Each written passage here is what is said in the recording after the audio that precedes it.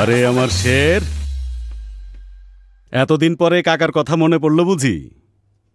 ওই হ্যানি কেন কাকা? আরে তোরা যে কি শুধু কথায় কথায় গ্যাঞ্জাম করস।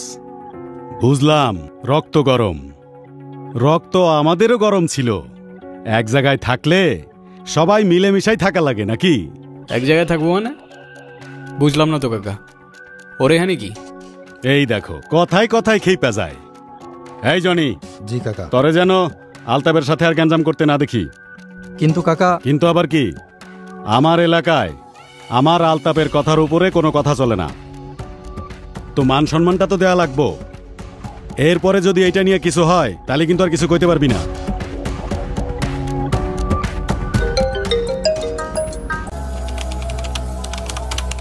What a day.